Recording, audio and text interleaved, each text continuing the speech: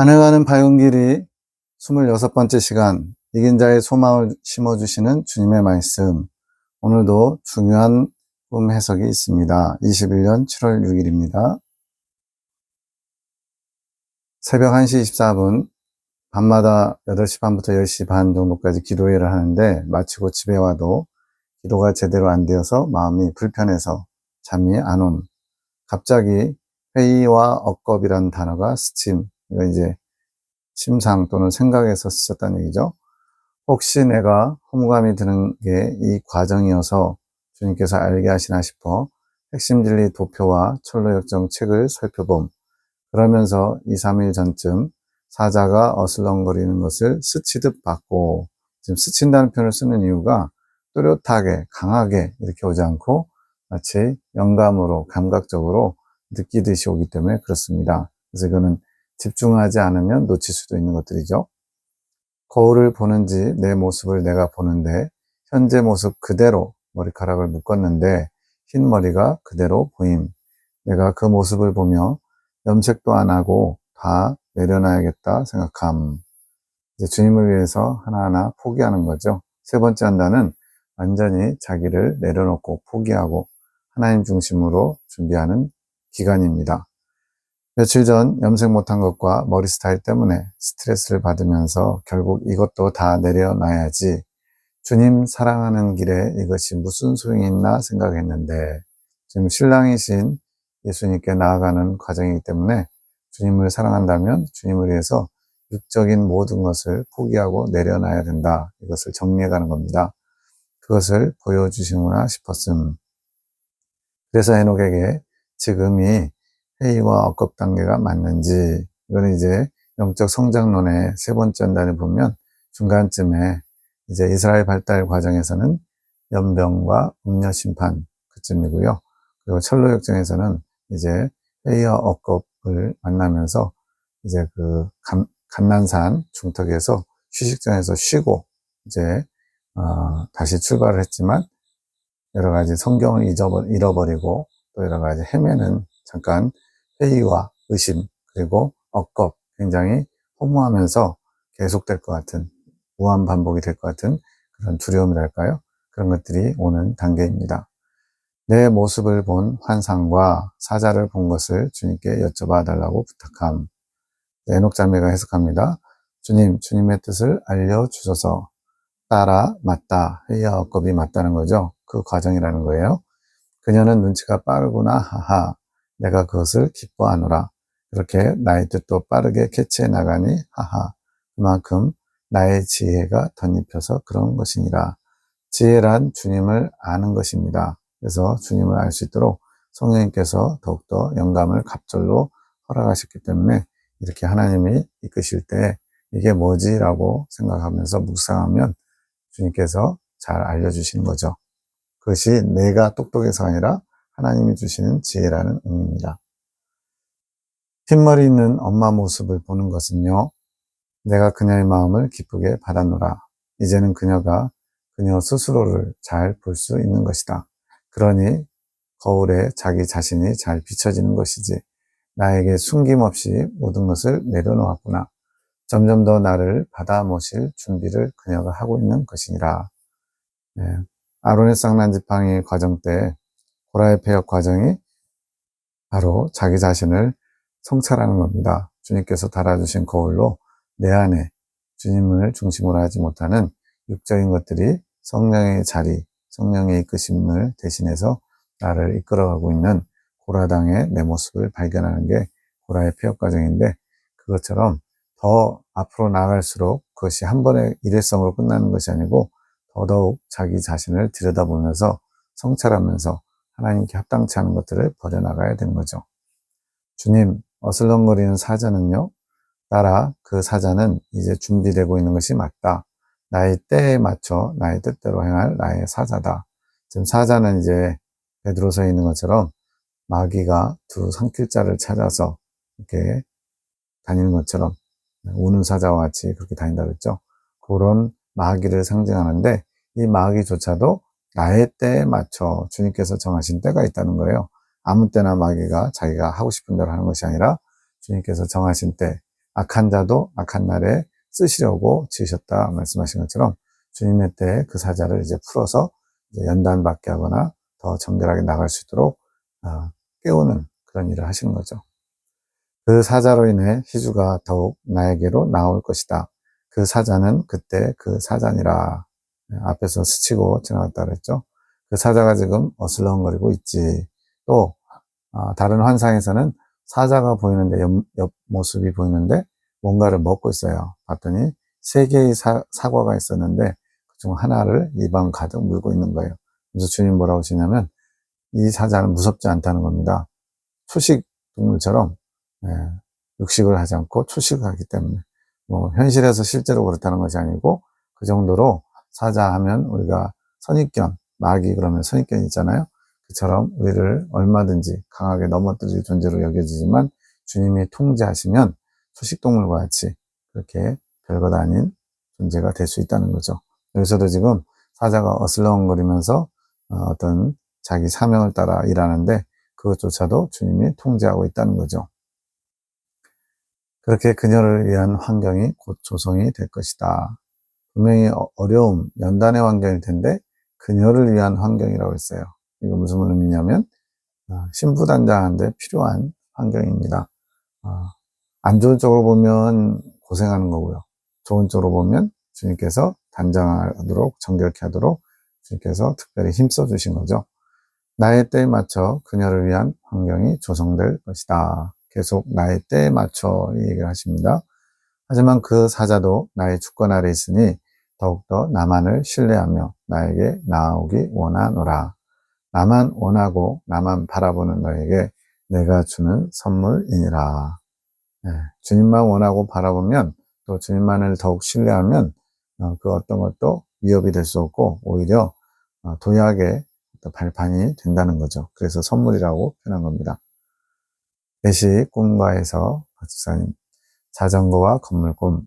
내가 자전거를 타고 어딘가를 향해 가고 있음. 이제 자전거라든가 버스라든가 또 자동차라든가 열차라든가 이런 건 전부 다 어떤 사역의 도구 또는 빨리 주님께 가는 어떤 도구로서 나타날 때가 많습니다. 사람들이 많은 거리를 지나가고 있음. 자전거에 내려서 걸으면서 자전거를 끌고 감. 어떤 건물 1층에 내부 공사를 하고 있음. 그 공사장 안에 테이블이 있는데 찜질복을 입은 아주머니들이 그곳에 앉아 계심. 찜질을 하다가 쉬는 느낌. 찜질방이 확장 공사를 하고 있는 것이 알아짐. 내가 먼지가 많은 곳에서 쉬시네 생각하며 지나감. 어떤 건물에 들어감. 건물 1층에 자전거를 두고 2층으로 올라감. 여기서는 자전거가 어느 공간을 지나가고 있는 장면인데 먼지가 많은 곳이라는 게 포인트입니다. 장면 전환, 교무실 같은 분위기, 과학 교과서를 누군가 새로 준비해서 옴. 연구용으로 구입했다고 하자 다른 사람들이 잘했다고 함. 나도 과학 공부가 필요하겠다고 함. 친구 하나가 보임. 하나, 이거는 이제 이름이에요. 하나가 학교 시험 문제를 출제했는데 뭔가 새로운 것을 알았다고 함. 내가 모르는 과학 교육과 과정이 생겼나 싶어서 나한테도 알려달라고 함. 하나가 이야기하기 귀찮아. 내가 학원에서 가르치려면 필요하다고 다시 요청하니 알려줌. 그래서 뭘 알려주냐면 새로운 교과 과정은 아니고 본인이 시험 출제를 냈는데 오류를 범하면서 깨달은 게 있다는 거예요. 이번에 출제 규정으로 온라인 문제 출제가 가능해졌는데 규정상 1개만 가능한데 본인이 2개를 출제했다는 것. 말 그대로 실수 또는 잘못한 거죠. 크게 문제되지는 않지만 규정에는 어긋난 것이었음. 또 장면이 전환됩니다. 3번째 장면. 어떤 방에서 누군가를 기다림.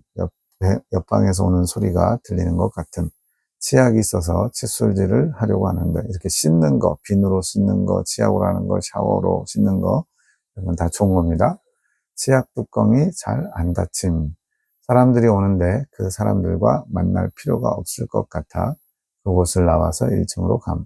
1층 로비에 자전거들이 많이 있고 그 중에서 내 자전거를 찾음. 아까 자전거를 타고 왔다가 건물 1층에 놓고 왔었죠.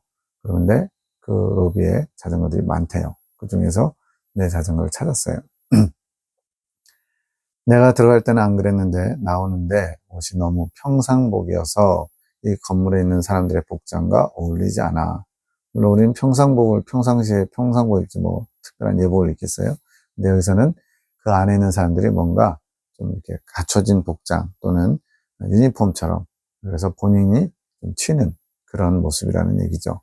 경비 아저씨가 도둑으로 보면 어떡하나 살짝 고민함. 그러나 아저씨의 기척이 없어서 그냥 내 자전거를 가지고 나오려 함. 밖에 있는 내 차까지 자전거를 가지고 나와서 차에 자전거를 싣고 가려 함. 예, 이 차를 가지고 사역을 하든지 주님께 나아가는데 그 차로 갈 수 없는 어떤 건물 내부는 자전거로 돌아다닌 겁니다. 해석. 주님 첫 번째 꿈은 무엇인가요? 세 장면이 있었죠. 자전거는 무엇의 상징인가요? 저는 어디로 가는 것인가요? 내 따라 그 자전거는 내 마음속을 구석구석 돌아다니는 자전거다. 아까 말 이리저리 다녔죠? 그게 마음을 돌아다니는 자전거래요. 차로는 다닐 수 없는 건가 봐요. 그 자전거를 통해서 좀 더 빨리 돌아다닐 수 있는 것이지. 걷는 것보단 빠르겠죠? 사람이 많다. 그것은 마음속의 생각들이라. 생각이 지금 사람으로 의인화된 겁니다. 여기서 거리에 지나다니는 사람들은 분심을 주는 생각들이 그렇게 보이는 것이란다. 어떤 초점을 맞추고 있거나 집중하는 것이 아니라 이것저것 여러 가지 많은 것을 생각하고 있다는 거죠. 그런 생각들을 지나 내가 어떤 건물로 가지. 그 건물은 사상의 건물이다. 마음 안에 많은 분심이 있다는 걸 한번 조명을 했고요. 그 다음에는 이제 사상의 건물로 들어갑니다. 그 사상의 건물 속에 생각들이 들어가서 거주하면서 더 다져지는 것이란다. 그러니까 생각이 있고 사상이 있는데 생각은 외부에서 어떤 것으로 인해서 생각이 들어왔어요. 근데 그 생각이 좀 이렇게 있다가 그냥 없어지면 상관없어요. 근데 이제 사상으로 굳어지거나 더 단단해지거나 고착화되면 그때는 더 단단해져 가지고 쉽게 깨지지 않는다는 겁니다. 지금 생각, 마음속에 생각이 들어오고 그 생각이 이제 사상으로 더 자리를 잡는 곳이 있는 거죠. 내가 어떤 공사 중인 곳을 지나는구나. 거기에 찜질방이 있다. 생각이 푹 잠기도록, 우리는 이제 뜨거운 물에 푹 잠기잖아요. 근데 지금 여기서는 생각이 푹 잠기도록 하는 곳이래요. 그래서 찜질방으로 묘사한 겁니다. 그런 곳에서는 생각들이 더 익어진다. 육체도 이렇게 물속에, 뜨거운 물속에 있으면 벌겋게 달아오르잖아요. 그러면서 그 찜질방에 오래 머물지. 편안하니까, 또 릴렉스 되니까. 지금 굉장히 주님이 묘사를 잘해 주신 거죠. 사상 속에 그 생각이 계속 잠겨 있는 것이다. 사상에 생각이 잠긴다는 것은 무엇인가요? 생각은 말 그대로 생각이다. 거리를 지나는 행인들은 내가 무작위로 스치듯 만나는 것. 그러니까 뭐 얼마든지 하루의 삶 속에 생각은 많은 생각들이 지나갈 수 있죠. 생각들은 그렇게 머릿속을 스치듯 지나는구나. 그런데 그것 중에 어떤 것이 사상의 집에 안착하면 거기에 자리 잡는 것이지. 자신의 사상이 강할수록 자기 사상에 맞는 생각들만 잡아서 사상의 집에 안착시키는 것이다. 이제 여러 가지 생각들 중에 자신의 사상과 맞는 것들만 골라가지고 사상화 시킨다는 거죠. 사람이 하루에 얼마나 많은 생각을 하는지 아느냐? 그 중에서 나 중심적인 생각들도 있고 또 마귀에게 틈을 줄 수 있는 생각들도 있지. 그러니까 주님 중심의 생각이 있고 마귀가 얼마든지 밥으로 삼을 수 있는 그런 인간적이고 육적인 생각들도 많다는 거죠. 그런 생각들이 드나들다가 어딘가에 안주하면 그 사상 속에 그 생각이 잠기는 것이다. 좋은 사상과 좋은 생각과 안 좋은 생각이 많이 이렇게 서로 혼재되어 있는데 그 중에 좋은 생각들을 많이 하면 할수록 주님께 더 가까워지겠죠. 반면에 마귀가 좋아하는 생각을 많이 하면 마귀 쪽에 가까워지겠죠. 그것이 더 고차가 되면 이제 사상이 되겠죠. 그렇게 잠긴 생각은 또 사상이 강해지도록 하지. 사상에 밥을 준 것과 같죠. 그러니 머릿속에 어떤 사상의 집이 커졌냐에 따라서 끌어들이는 생각이 달라지는 것이다.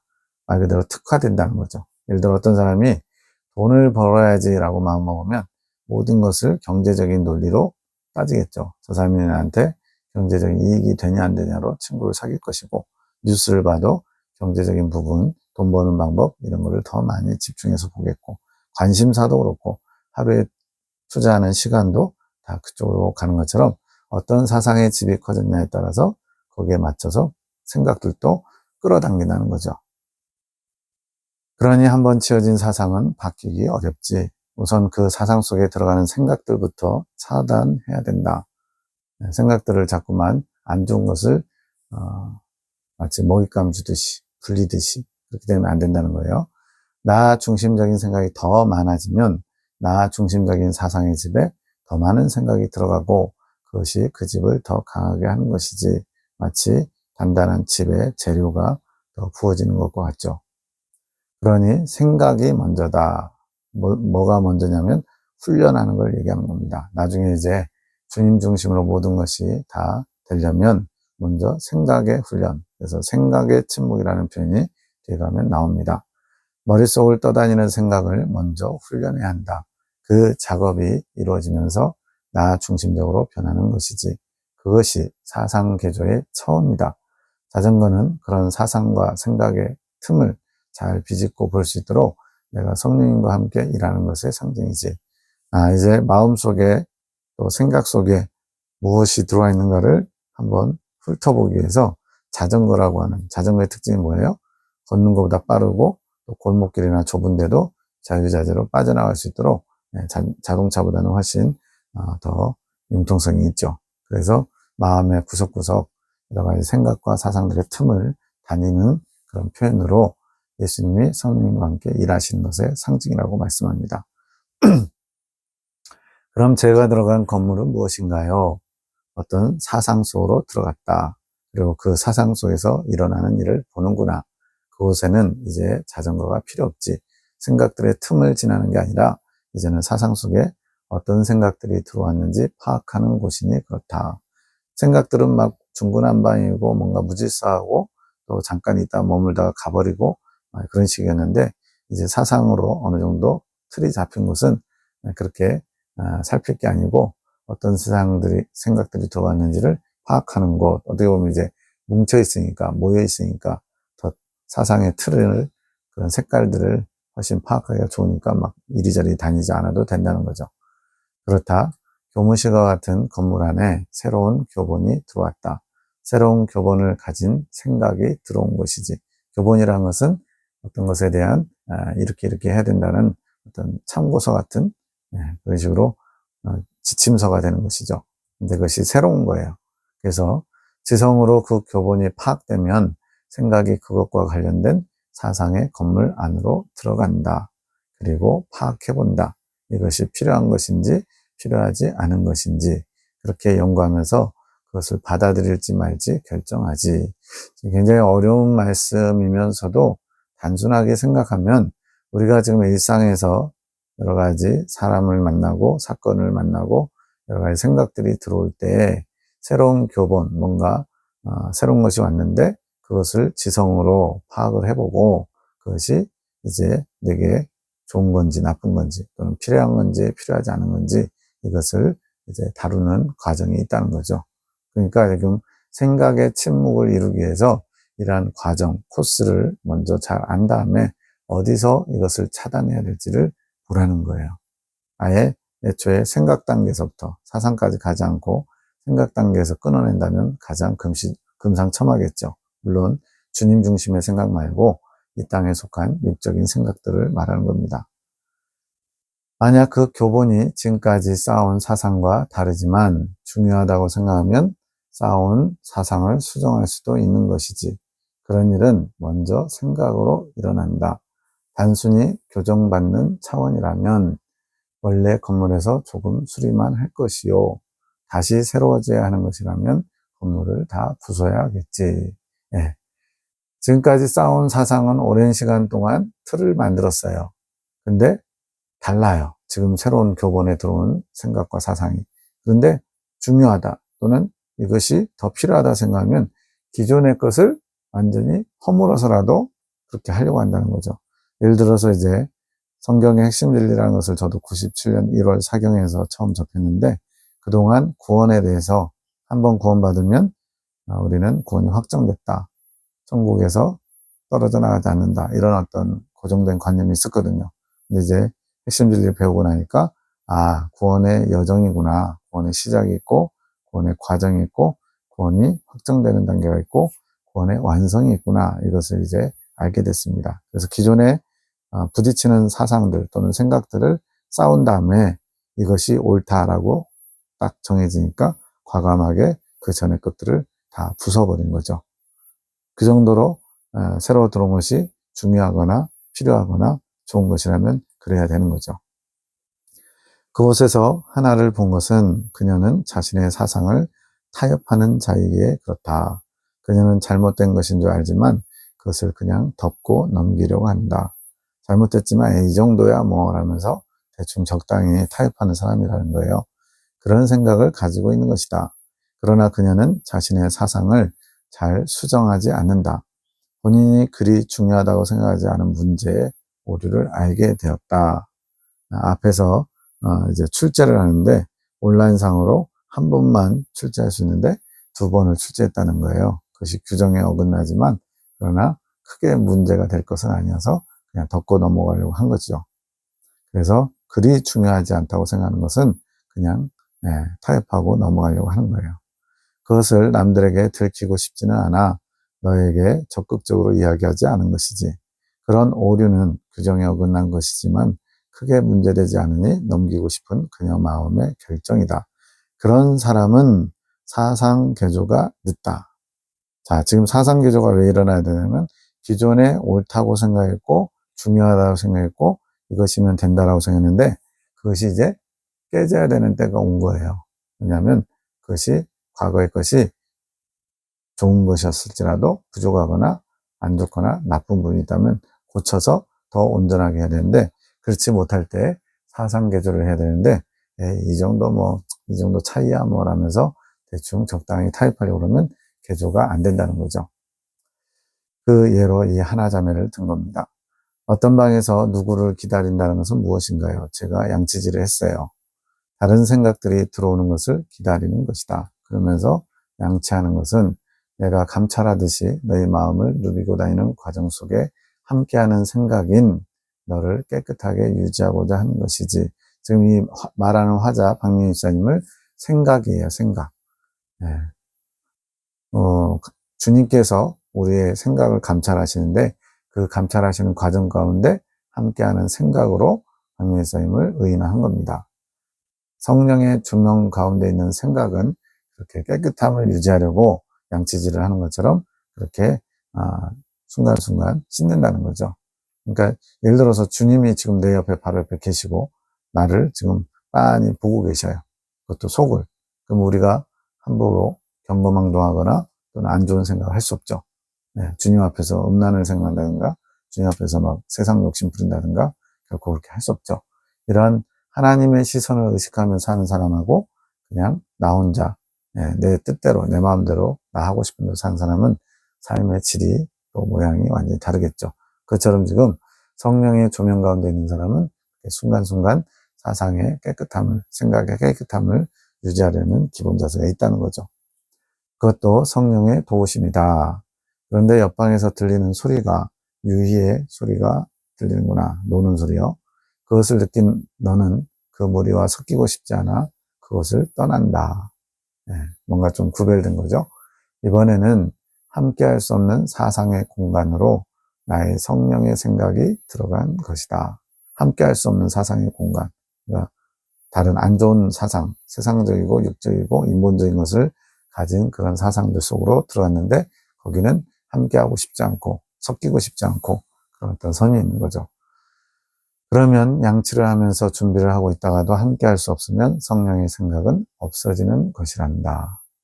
성령의 생각 그러니까 좀 어렵지만 일단 기본적으로만 이해하자고요. 성령께서도 우리와 같이 인격체신데 주님께서 함께 할 수 없는 생각을 많이 품고 있어요. 그러면 성령의 생각, 즉 성령께서 하고자 하시는 말을 잘 나타낼 수가 없다는 겁니다. 그렇게 사상 속에 어떤 생각들이 있는지 보고 내가 다시 나가려고 한다. 경비실 아저씨의 눈치를 보는 것은 실제로 내가 주눅든다는 것이 아니라 그 사상의 건물과 다른 결을 갖는 생각들에 대해서 경비 아저씨가 너를 감시하는 자가 되는 것이지. 지금 나름대로 사상의 틀이 잡혀가지고 건물처럼 딱 견고하게 섰어요. 근데 거기에 지금 이질적인 생각을 가진 이 화자인 황민희 쌤 들어오니까 그것에 대해서 감시자가 붙는 겁니다. 저런 생각이 틈타면 안 돼. 뭐 이런 것들. 저희가 속한 교단, 거기도 공선생님의 진리로 수십 년간 여기까지 왔는데, 거기에 뭔가가 첨가가 되거나 또는 조금 아쉽다. 이런 얘기들에 대해서 철벽 방어를 하려고 하는 게 있어요. 물론 그런 기본 자세는 필요한 것이지만, 그러나 주님께서 더 풍성하게, 더 분명하게 하나님의 뜻을 나타내고자 하신다면, 그것이 성경이나 어떤 큰 선생님의 뜻에 어긋나는 게 아니라면 일단은 좀 들여다보고, 또 그것이 정말로 맞는지 안 맞는지 시간을 가지고 가말리엘의 정신처럼 그렇게 좀 하늘로부터 온 것인지 사람의 생각인지를 좀 기다려 봐야 되는데, 그것이 안 되고 무조건 조금만 하던 소리를 하면 그거는 틀려 쳐버리는 게 있어요. 이런 부분에 대해서 이 지금 경시 아저씨의 눈치, 감시 보는 것처럼 이거 우리의 가지고 있는 틀, 이것을 조금이라도 위협하면 결코 용납할 수 없어. 10년이 됐든 20년이 됐든 30년이 됐든 얼마나 공동체가 오래 있었는지는 중요하지 않아. 조금이라도 다른 소리 내면 무조건 다 쳐낼 거야. 이런 자세는 곤란하다는 거죠. 그래서 니에롯이 그 건물 안 사람들의 분위기와 달랐던 것이다. 이질적이라는 거예요. 거기에 섞인 사람들은 거의 한결같은 비슷한 생각과 사상들로 무장되어 있는데 전혀 결이 다른 사람이 들어오니까 거기에 대해서 불편함을 느끼는 겁니다. 그러면 금방 드러나서 사상 속 생각을 파악하기 전에 먼저 쫓김을 당하는 것이지. 그 경비가 삼엄하고 또 건물이 클수록, 이건 뭐냐면 사상, 틀이 견고할수록 나의 성령의 생각이 들어가 자리를 잡기는 어려운 것이란다. 이 문장 굉장히 중요합니다. 성령께서 우리 안에서 자유롭게 운행하시고 역사하셔야 되는데, 내가 가진 고차가 된 사상, 내 인간적인 인본적인 것이 섞여 있는 순수하지 않은 그런 것들이 마치 주님의 뜻인 양 꽉 자리 잡고 있으면요, 아무리 좋은 소리, 옳은 소리, 바른 소리 해도 받아들일 수가 없어요. 그러면 성령을 제한하는 것이 되고 성령께서 운행하실 수 없게 되는 거죠. 이거는 믿지 않는 사람들, 믿는 사람들 상관없이 주님 중심적이지 않은 부분들이 부분적으로는 다 있기 때문에 잘 성찰해야 됩니다. 자동차를 향해 가는 것은 무엇인가요? 자전거를 타고 계속 가면 되는 거 아닌가요? 그렇지는 않지. 자전거는 마음의 생각들 구석구석 지나가는 것을 상징하는 것. 그러니까 그런 좀 여러 가지 많은 것들이 있는데 그 사이사이를 잘 지나갈 수 있는 도구로 표현한 것이고, 차는 광활한 마음의 영역을 빠르게 다니는 것의 상징이지. 특징을 주님께서 잘 살리신 거죠. 차는 빠르게, 그러나 구석구석 골목을 다닐 수는 없죠. 구석구석 보기도 해야 되고 큰 차를 타면서 빠르게 보기도 해야 하게 그렇단다. 이것은 우리의 마음을, 생각을 감찰할 때 이렇게 자세하게 세밀하게 관찰해야 될 때도 있고, 또 전체적인 틀, 윤곽을 봐야 될 때도 있다는 거죠. 그 두 가지 속성을 다 가지고서 예수님과 성령께서 너희의 생각을 감찰하는 것이지. 그런데 성령께서 부어주시는 생각인 제가 아무것도 안 하고 감찰만 하네요. 지금 이 말씀하는 집사님이 의인화됐다 그랬죠. 성령께서 부어주시는 생각, 성령으로부터 온 생각, 이것이 역사하지 않고 감찰만 한다는 거죠. 그렇지. 이것은 파악의 행위만을 보여준다. 꿈의 초점이 거기라는 거예요. 어떤 생각들이, 사상들이 자리 잡고 있는지 그것을 감찰하는, 그런 살피는 그 역할만 보고 있는 거죠.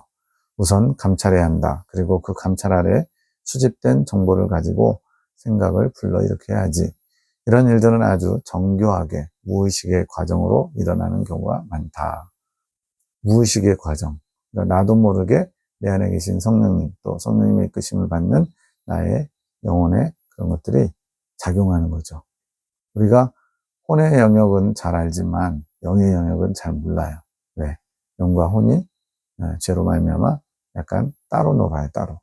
그래서 영의 생각과 혼의 생각이 서로 좀 방향성이 다릅니다. 이건 뒤에 가서 영혼에 대해서 자세히 다룰 때 말씀드리겠습니다. 의식하게 될 때는 이미 일이 사상의 계조로 진행되고 있는 경우지. 이것은 내가 의식할 정도로 이미 혼의 영역에서 인지할 정도 됐으면 그것은 이미 내 안에서 어떤 새로운 사상 또는 새로운 생각이 들어와서 계조가 일어나고 있는 것을 알아차릴 정도로 많이 진행됐다는 거죠.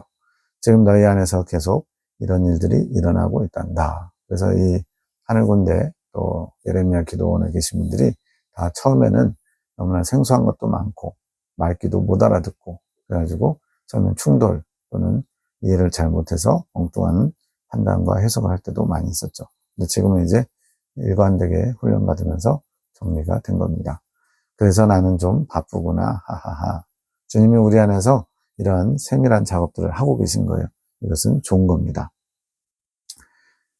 또 하나의 꿈입니다. 배고픈 아이의 꿈.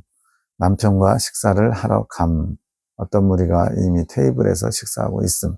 남편이 자는 아이를 어깨에 걸치고 있었는데 한 서너 살 되는 애들 저녁 되면 졸려가지고 어깨에 걸쳐져서 식당에 갈 때가 많죠.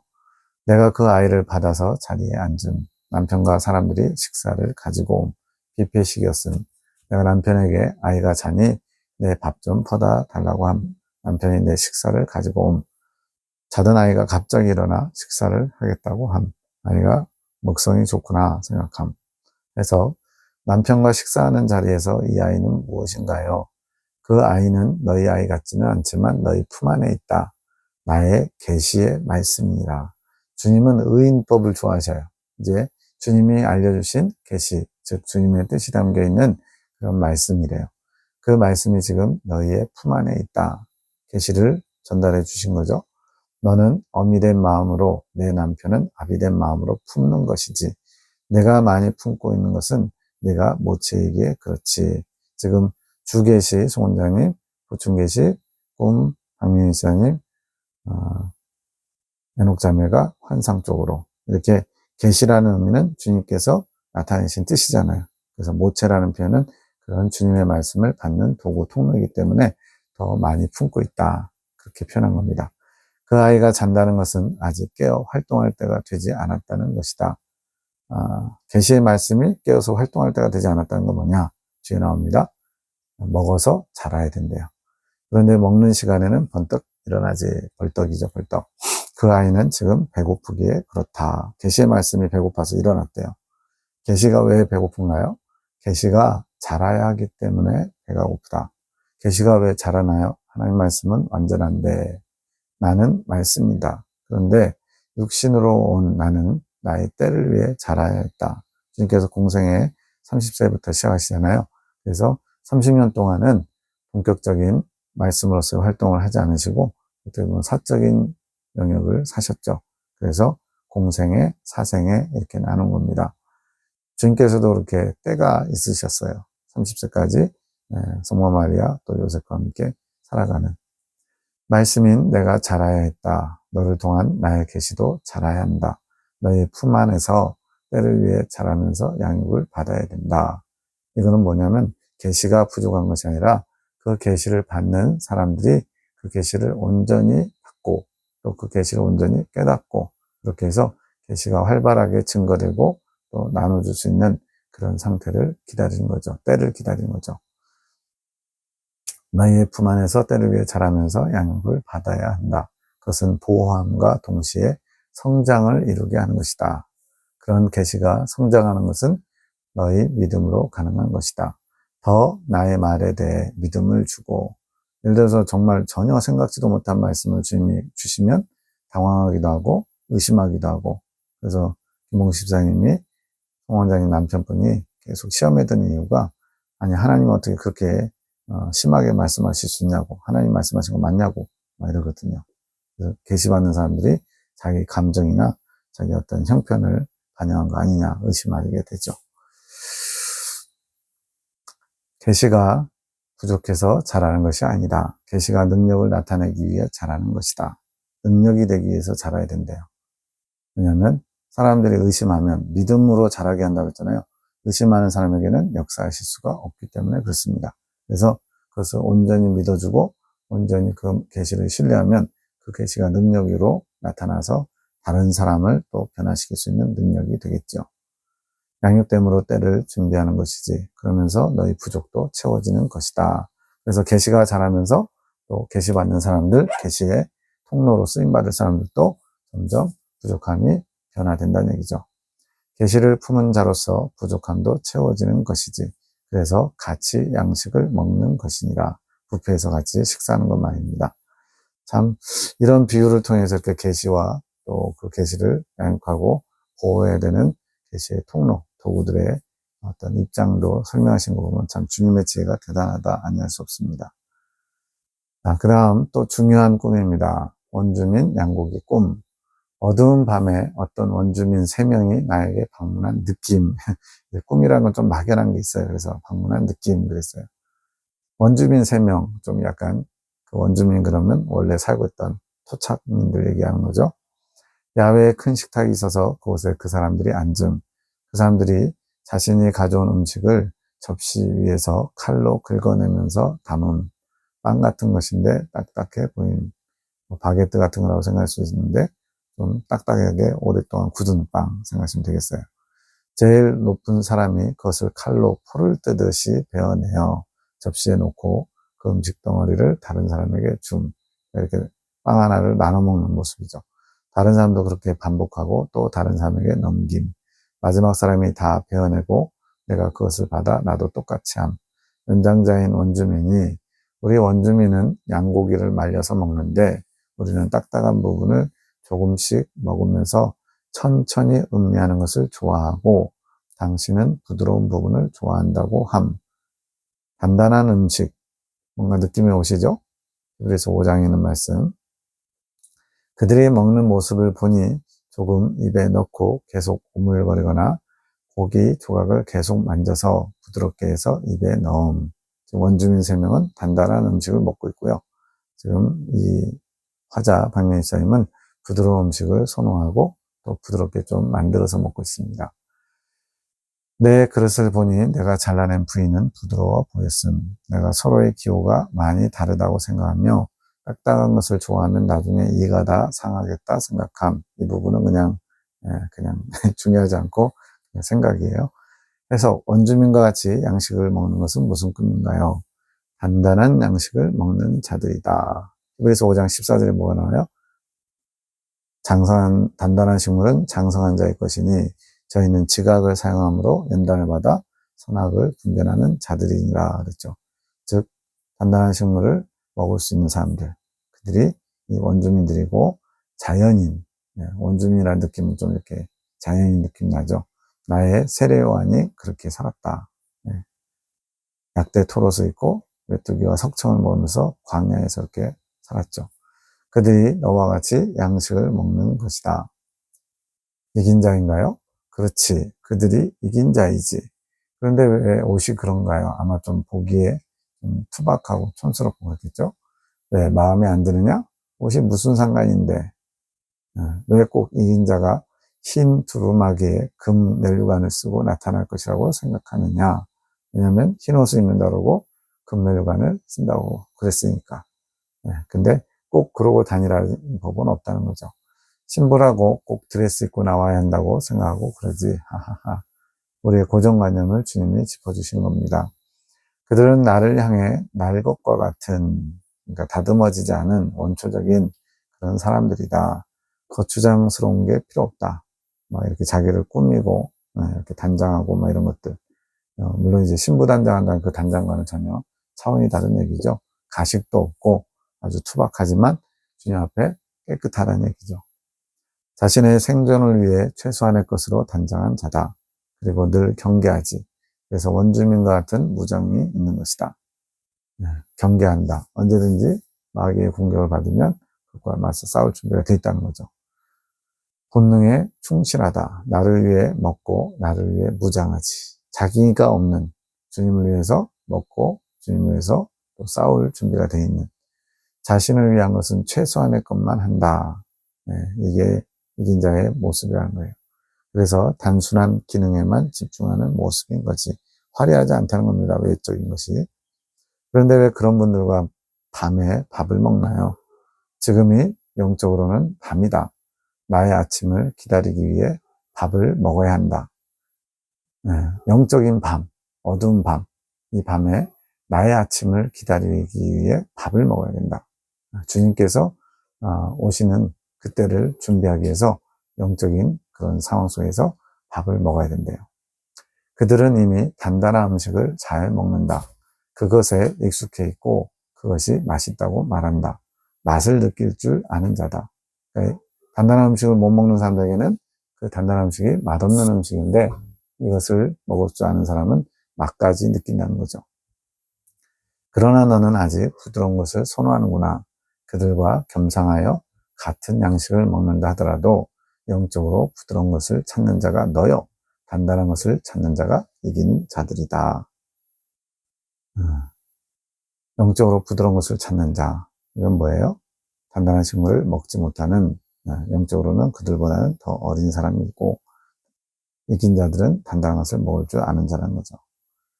실제로 이긴 자들과 겸상하는 것인 거예요. 내가 이긴 자를 만나 겸상하면 그렇게 될 것이고 아니면 아닌 것이지 실제로 만나냐 안 만나냐 이게 중요한 게 아니라는 거죠. 지금은 이긴 자들의 선호 양식과 내가 선호하는 양식에 차이가 있다는 것을 알려주는 것이니라. 저는 실제인가요? 네.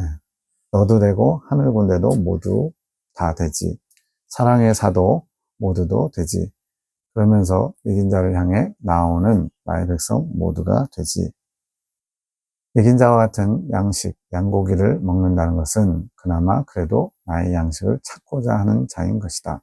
다만 아직 더 단단한 양식을 먹을 줄 모르는 자이지.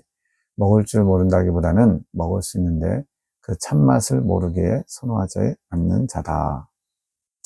먹을 줄 모른다기보다는 먹을 수 있지만 맛을 모르기 때문에 참맛, 맛있다고 느끼지 못하기 때문에 선호하지 않는 자. 우리도 그런 거 있잖아요. 주님을 위해서 산다는 거 머리로는 알지만 그러나 실제로는 그렇게 실천하지 못하는 것들.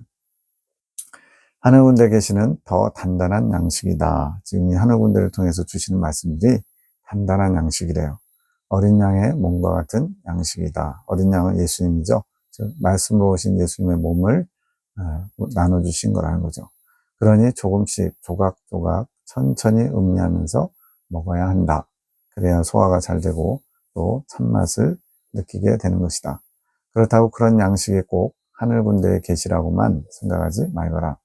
나는 온 우주의 주관자이고 너희가 모르는 세상 어딘가에서 또 내가 그런 양식을 먹이고 있을지 모를 일이 있지 않냐.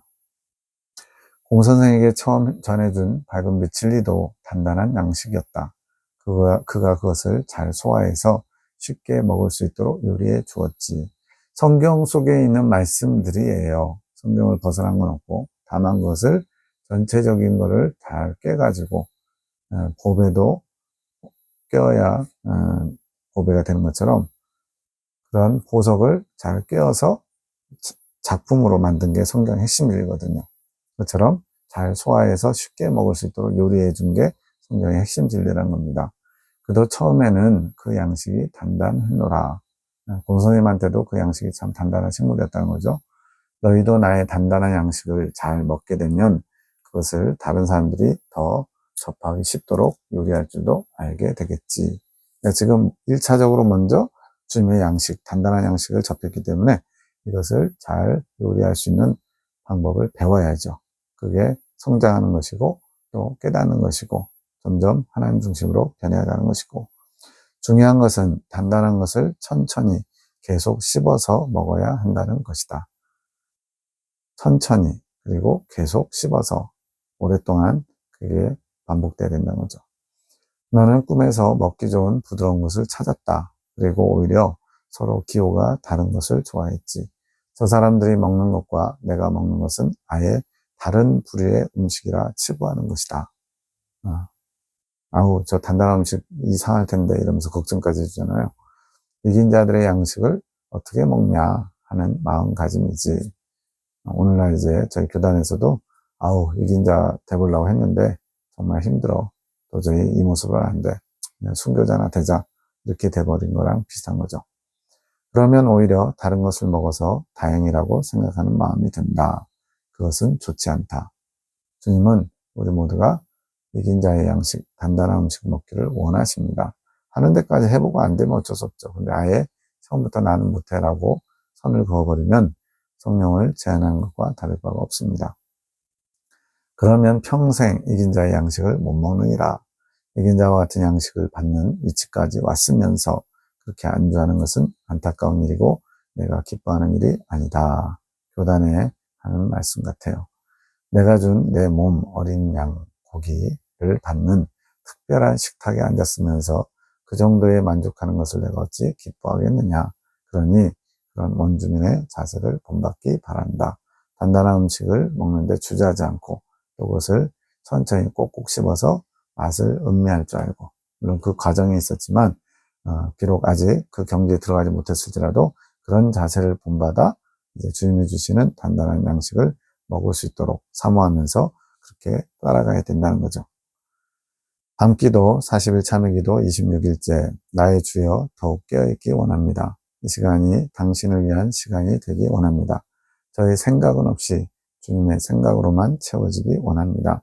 저희를 너무나 사랑하셔서 단단한 식물을 먹는 자들로 자라게 하시려 수고와 애씀을 아끼지 않으심을 진실로 감사드립니다. 저희가 주님 주신 귀한 양식을 귀한 마음으로 받아 맛있게 먹고 또 먹어 소화를 잘 시켜서 영이 자라고 주님을 온전히 알 때까지 달려나가기 원합니다. 저희를 이끄심에 감사합니다. 붙드심에 감사드립니다. 아까 그 단단한 식물 양식, 그런 꿈 해석을 바꿔서는 이제는 주님의 마음을 알아 주님께 단단한 식물을 먹는 자로서 주님이 주신 귀한 양식을 귀하게 받아 먹겠습니다. 꼭꼭 씹어서 잘 소화를 시켜서 제 것으로 만들어서 또 주님의 양식을 나눠주는 자로 준비되기 원합니다. 이런 주님이 기뻐하시는 영의 기도를 드리는 거죠. 부모님들에게 지혜 주심을 감사기도하라 하심. 오늘 내가 준 지혜로 이끌림을 받고 나왔느니라. 부모님들이여, 이것이 확증이니라. 내가 그들을 놓지 않으리라. 나의 큰 사랑을 입기까지 내가 붙들고 가리라. 내가 약속하리라.